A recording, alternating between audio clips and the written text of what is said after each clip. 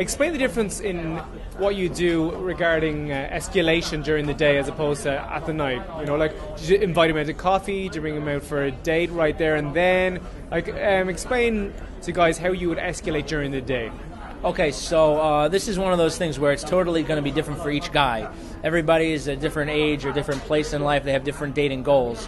So I do know a handful of guys that live in New York City, and their goal is to talk to the girl for a long time in the initial interaction, and then do what's called an instant date. Take her to coffee or take her to get ice cream or drinks or whatever, and then from there take her back to his place somehow. And then they'll escalate and try to go for sex the same day.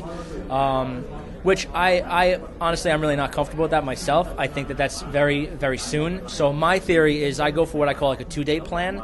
I talk to them for a few minutes and make it fun, make it flirtatious, make it very clear that I'm interested in them for sexual or romantic interest, and then I get their number, and then from there I'll follow up and I'll take them out on a first date, maybe grab coffee or play pool or something low key like that, and then on the second date I invite them over to my place to watch a movie, and then that's where I would escalate sexually.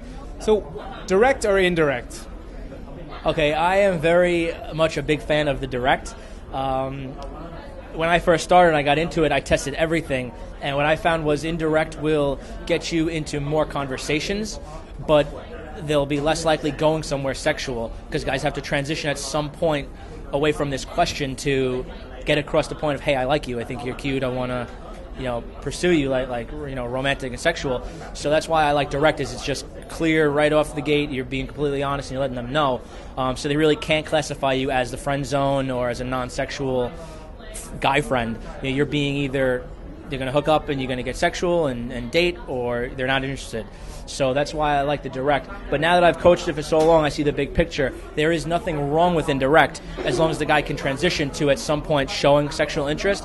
I feel the biggest potential danger to indirect is guys get into stuff like pickup and meeting women and they're not comfortable expressing their sexual interest, and then they see there's a thing called indirect, and then they start with indirect about a conversation about best friends or whatever, and then they talk about the weather and then whatever, and then they get the girl's number, and it's so non-sexual that there's no momentum built up. So that's the big danger in indirect.